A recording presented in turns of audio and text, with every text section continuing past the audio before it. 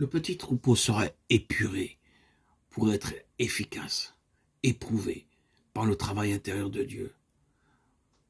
C'était une très petite compagnie et cela s'est confirmé à plusieurs reprises dans la parole de Dieu. Aux heures critiques et pendant les périodes de transition, il y a une caractéristique dont nous devons tenir compte.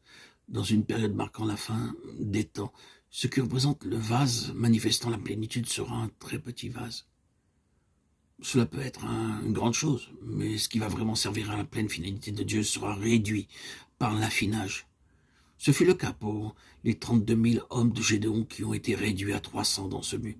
À la fin, ce n'était pas une grande compagnie, une grande foule, ni un mouvement de masse. Eh bien, il en sera ainsi, frères et sœurs, bien-aimés en Christ. Et il en est toujours ainsi au dernier temps. Ce qui correspond à la pleine attention de Dieu sera une chose relativement petite, épurée, affinée, purifiée. Le Seigneur travaille pour qu'il en soit ainsi. Simon, par rapport à ce service, parle de lui-même en tant que serviteur du Seigneur et emploie deux mots. Maintenant, Seigneur, tu laisses ton serviteur s'en aller en paix selon ta parole. Le mot employé est souvent cité par l'apôtre Paul à son sujet. Paul, l'esclave de Jésus-Christ. Simon s'est considéré comme l'esclave du Seigneur. Quand il dit « Maintenant, Seigneur, tu laisses ton serviteur », il n'emploie pas le mot habituellement utilisé pour le Seigneur, mais le mot « despote ». Vous voyez quelle conception il a de lui-même en tant que serviteur et de celle du Seigneur dans sa position d'autorité sur lui. Serviteur, littéralement traduit, peut se traduire comme esclave. Nous pensons tellement souvent au Seigneur comme celui dans lequel nous nous réjouissons, nous aimons l'appeler Seigneur.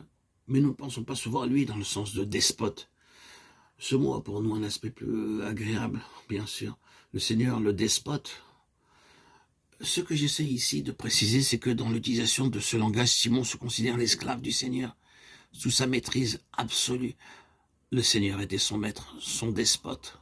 Il était un homme subjugué, maîtrisé, soumis. Dans ce service manifestant la plénitude de Christ, le serviteur doit être sur cette base, un esclave, dans la complète soumission au Seigneur. Derrière ce terme, le mot grec signifie que l'esclave dont on a hérité ou qui a été acheté est alors marqué.